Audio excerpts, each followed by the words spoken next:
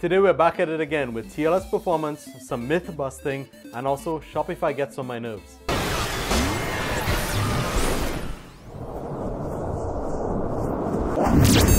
Oh yeah, we also got a new intro and finally settled on a name. Want to see it again?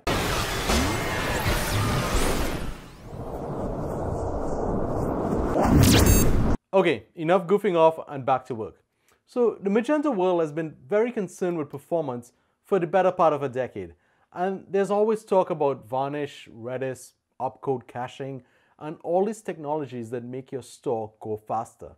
The main reason for this is that even in 2016, responsiveness is still a huge deal on the web, and even more so for online shopping. You lose shoppers' attentions when your site is slow, and that means you lose money. So if you're an enterprising individual who's been following this series and making proposals to your team to improve the encryption of your website, one of the first questions that you may have been asked is, will this make our site slower? And the answer to that, as with all vague questions, is it depends.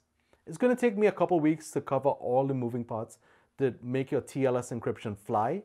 But for now, we need answers. And I'll give you a reasonable answer in a bit of a roundabout way that will also let me rant about Shopify. Okay, that's not fair. I'm not going to rant about Shopify. I really like them. They're a Canadian company and employ some of my good friends in Toronto. But in the last few weeks, they've went out and implemented something that I've been building up to on this podcast for months.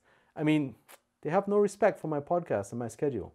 I've had to rewrite 3 entire episodes because of the shenanigans. Anyway, here it is. Shopify is now using full site encryption everywhere. Yep, all pages, all images, all content is being delivered via HTTPS. And this is what I was building up to in this initial series of my podcasts for a grand old reveal at the end. But now it's all ruined thanks to Shopify. Actually, I'm a big fan of this move. It was relatively simple for them to pull off because they control the entire platform.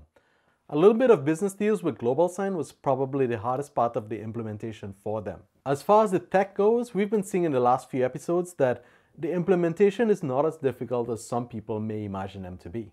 Anyway, their blog post is linked below, which has some great reading. So how does this relate to our question, will full encryption slow down the site? Until we could do an objective review, our best shot to get clearance to start working on it is the fact that one of the e-commerce leaders thinks that full encryption is so important, they've turned it on for free for all of their customers. This should buy us enough time to cover everything to switch on performant, full TLS on our Magento site.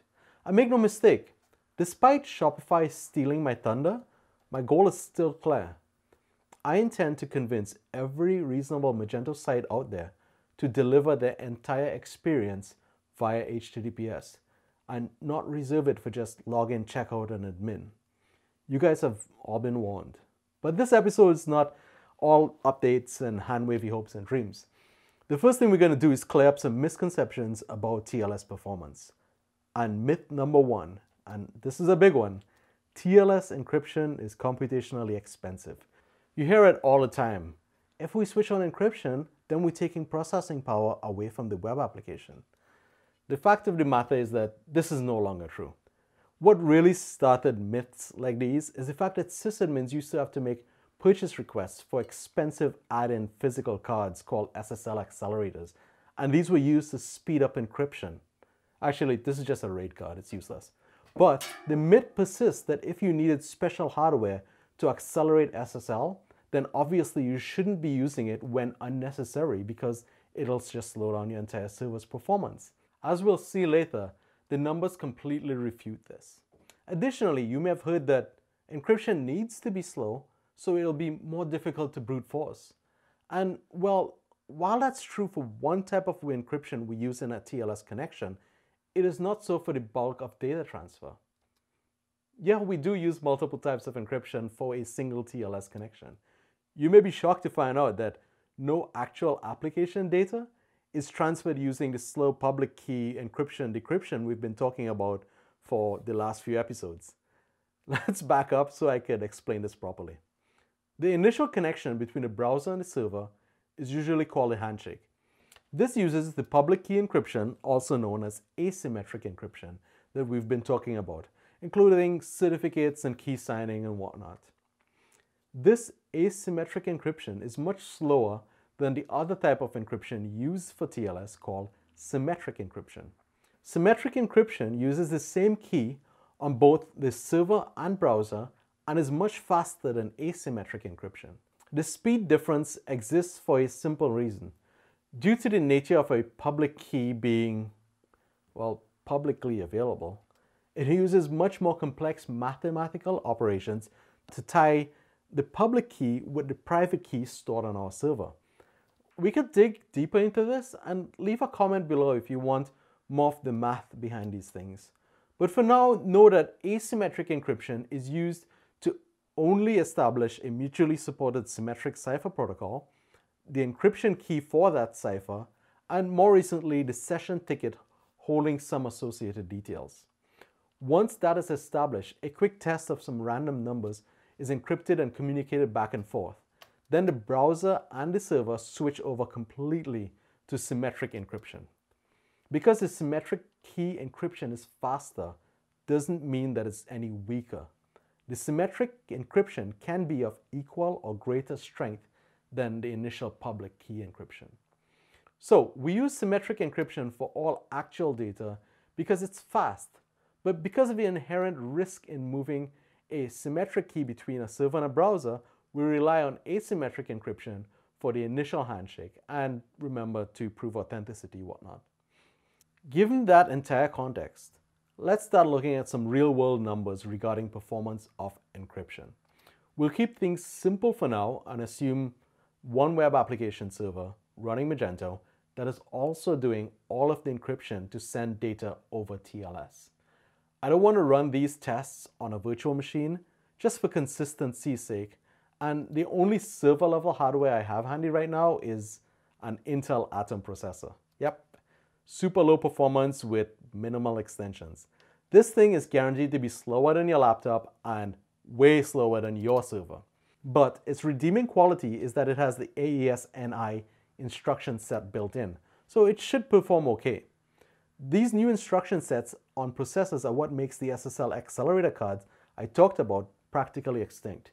Even Google just uses regular hardware to do TLS handshakes now. Anyway, back to our tests. We are already running a plucky little Atom processor that's definitely not enough, but we're going to stack the deck against it. I usually use this Stack Overflow answer as my go-to for Magento performance, and we'll use it to determine some load numbers. Their best case scenario gives me 230 uniques per gigahertz per hour, which at 4 cores and 2.4 gigahertz theoretically means I could push around 2200 unique visitors per hour on this low power chip. Now we have to figure out how to determine the performance impact of TLS on our web server. And here we turn to our good friend openssl. This thing comes with built-in benchmark software. I'm just going to run openssl speed ecdh and let that do its thing for a while we do some math. 2200 uniques mean that if I were running my entire site encrypted, I'd have to do 2200 initial handshakes per hour. If I were to choose some unreasonably long and stupid 571 bit keys for elliptical curve diffie-hellman, then I'd be using 4 by 10, 40 seconds, under 40 seconds of my hour to actually process incoming TLS connections.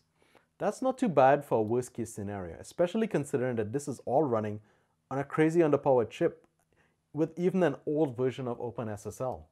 In a real life scenario, you'll probably be using 256 bits, which means that you'll only be using 5 seconds of your hour to do handshakes for your super fast Magento site.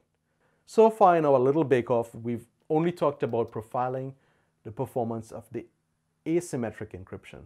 We still need to test the symmetric cipher, and you could probably guess how this is going to go, given that I said we use symmetric encryption for performance reasons.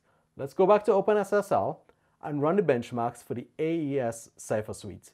Just type openssl speed AES and let it run. I'm going to assume a poorly optimized website this time, which means it's pushing loads of unnecessary data to the customer, making openssl encrypt, let's say 1.5 megabytes per page. We're constantly stacking the deck against TLS here just to prove a point. So using AES 256, we can encrypt a minimum of 60 megabytes a second easily on my frail low-power Atom chip. Maybe I stacked the deck a little too much against it in that last test.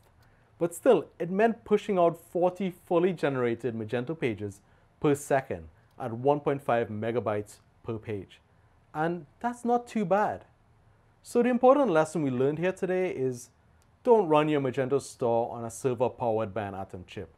But don't forget what my champ of an underpowered chip can do with a severely outdated version of openssl. You should have negligible impact on your CPU load by running a newer version of openssl on a real server with no special hardware attached. Okay guys, we're running a little bit long and that's enough for today. I think I've proven at least part of my point.